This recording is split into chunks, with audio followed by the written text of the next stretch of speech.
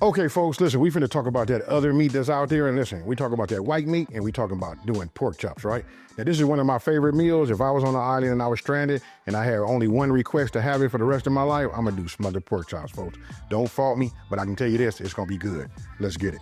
All right, so look, we're gonna start off with like bone-in pork chops. Now, this is a family pack. This should be available for everybody, no matter where you live, you should be able to get these, right?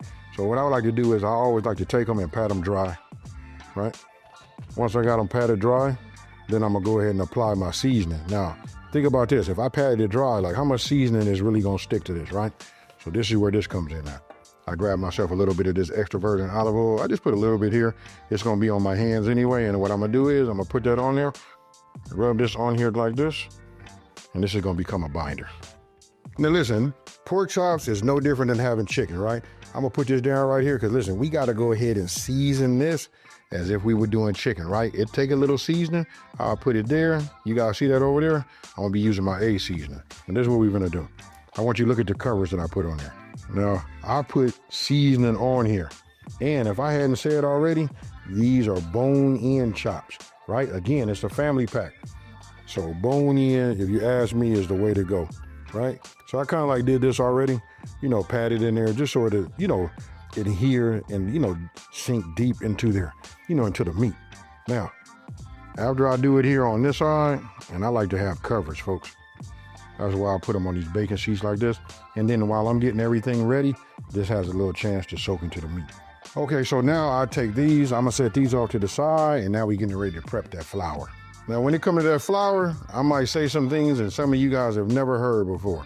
Now, I'm gonna go ahead and add the flour in here. Obviously, I got my whisk on the side. Okay, so we got flour here, I got my whisk.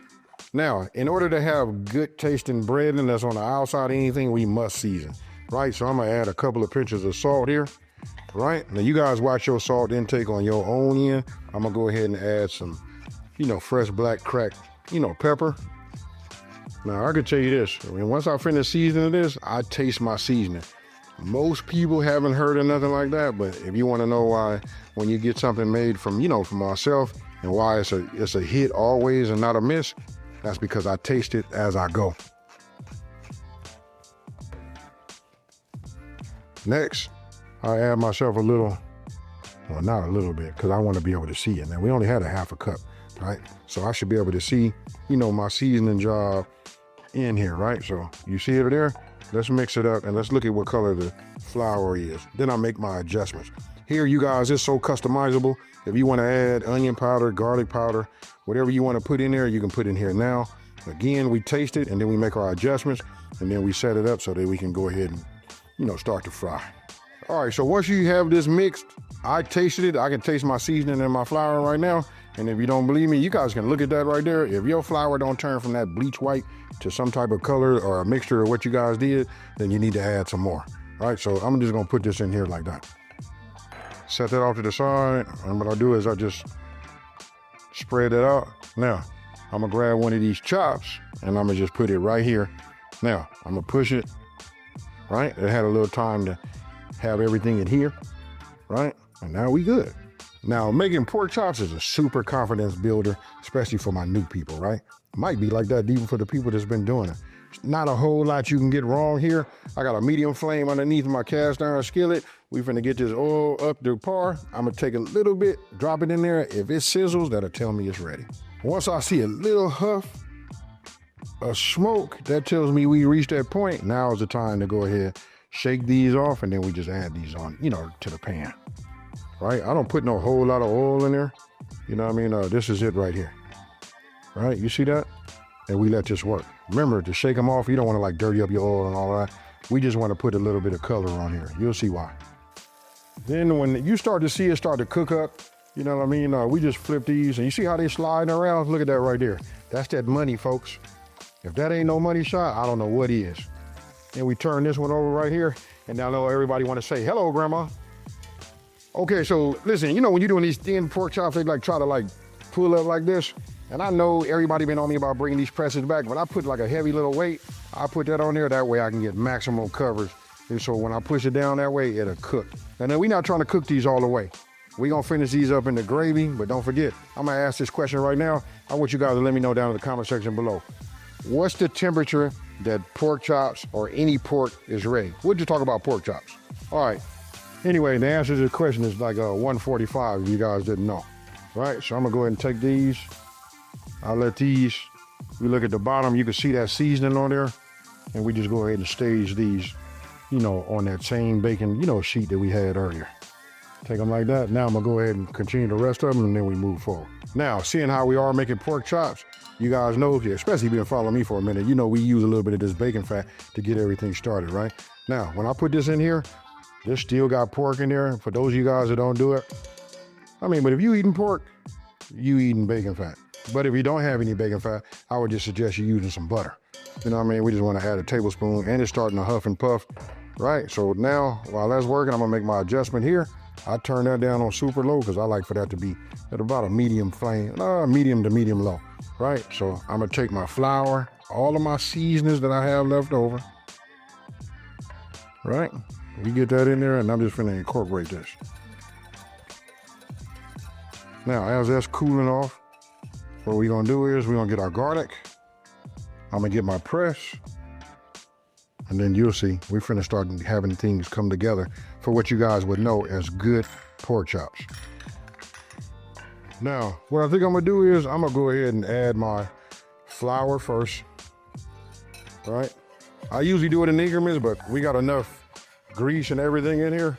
Look at this right here. Now we wanna cook some of this down, right? Once I see it's all wet, then I'm gonna go ahead and put my minced garlic in the inside. Now look at this right here.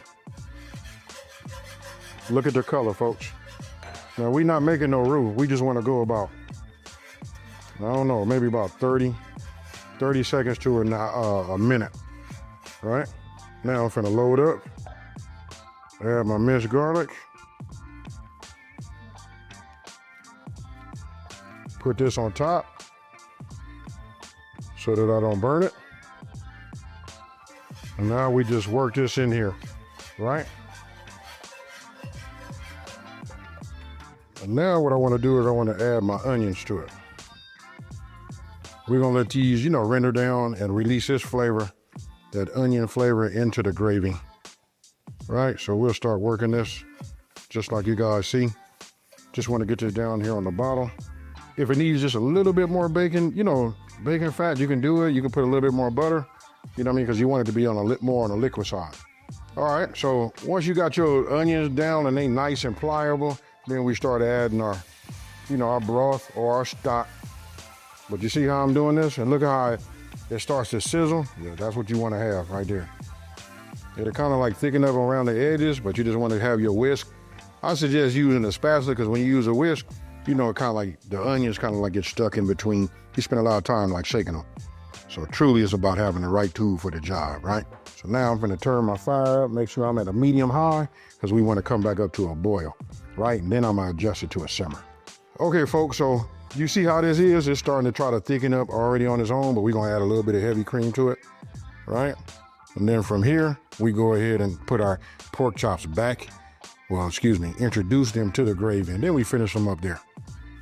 All right, so now you see how this is right here?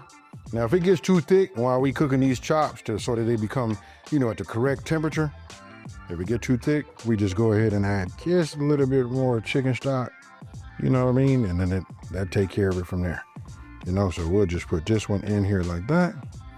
We'll get this one in here like this, and you guys see where we're going with it. And then we're gonna get this one here, in here like this one, this way. Now these some big chops, folks. You know what I mean? I'm gonna have to start another another pan, because I got a lot going on.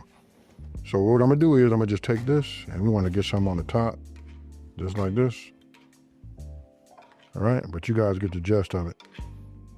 Now I'm gonna put a top on here, and I'm gonna check these about every 15 minutes, just to see where we at. Remember, we just wanna be 145, right? This will allow them to, you know, steam a little bit, heat back up, right, and stay super moist. All right, so now it's the moment of truth, right? I checked these was at 150, so we good there. Now, I got mashed potatoes, you know what I mean, to be, you know, that's like a herb garlic mashed potato, you know what I mean? And now, what I'm gonna do is, I'm gonna get in here like this. I'm gonna let those come off, A little bit of that gravy. I see onion underneath the bottom, and then we're gonna drop this right here on top. Now y'all tell me what you think about that right there. If that ain't no meal that's hearty, So just like that, you can see how easy they are to make, right? I'm definitely not finna over talk it. As you guys know, I stated earlier that this is my favorite. I'm getting ready to go in here and just get me, to be honest with you, I don't need that. I can hold this here. I can just pull this meat. When I tell you it's tender, it's tender. And I don't know, if I turn it up like this, you know, so you guys can see it's cooked throughout. You can see how soft it is. Hey, I really gotta stop talking, folks. We gotta get a little bit of this gravy. I see we got a little onion. And we're finna go back and get that pork chop. You know what I mean? Let me go ahead and do it like this one time. Woo-hoo. Cheers, y'all. Man,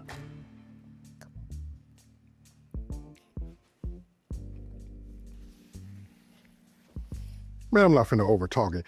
Listen, you know what I'm about to say. Hey, like this video, hit the subscribe, and you know what? I'm about to eat. I'm out. Peace.